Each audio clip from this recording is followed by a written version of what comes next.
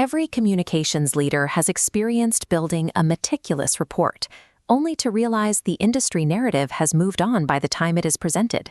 This delay creates a dangerous operational lag. When a story begins to threaten a brand, teams often spend weeks manually sorting through coverage just to understand the scale of the problem.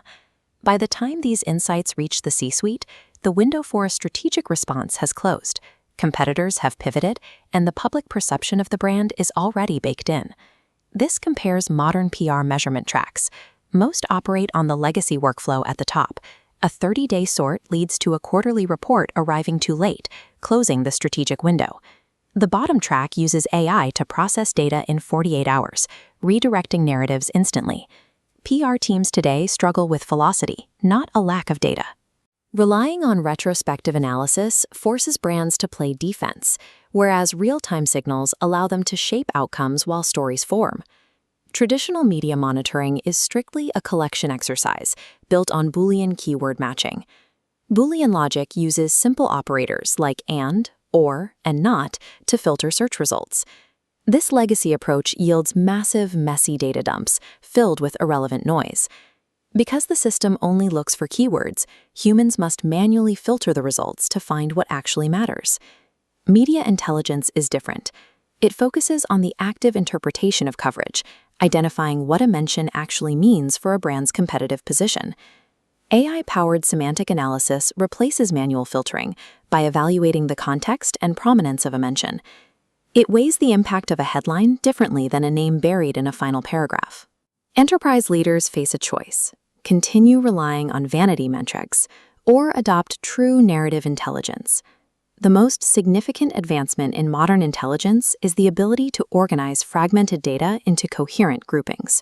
This visual restructuring changes the questions a PR team asks stakeholders. Staring at a spreadsheet of 200 disconnected media articles looks like this: a chaotic scatterplot where it is impossible to identify a market trend. Narrative clustering uses AI to automatically group those articles into distinct narratives. You are no longer looking at individual mentions, but at the 5 specific narratives driving the conversation. This makes it easy to spot a competitor's momentum or an industry controversy forming around a rival. You move from counting the total volume of coverage to identifying which specific narratives your competitors are winning.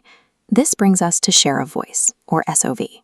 Share of voice is a metric that measures a brand's percentage of total industry media coverage. While it is the most cited metric in communications, it is also the most misunderstood.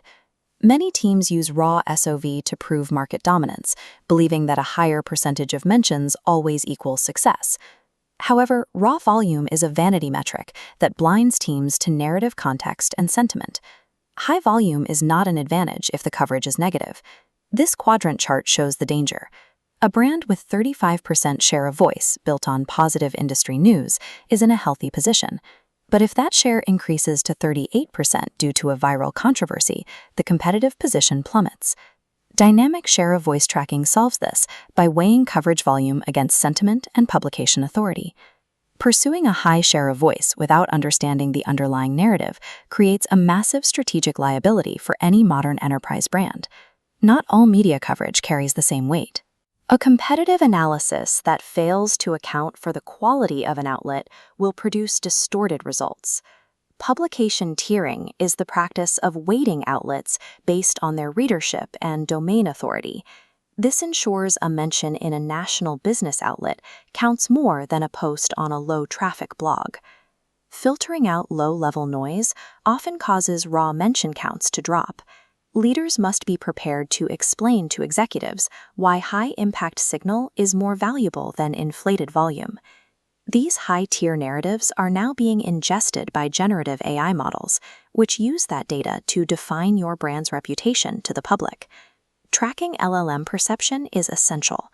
These AI systems process earned media to answer user questions about your company's leadership. Elite PR teams prioritize high-signal narrative impact because it shapes the data that AI systems index, future-proofing the brand's reputation.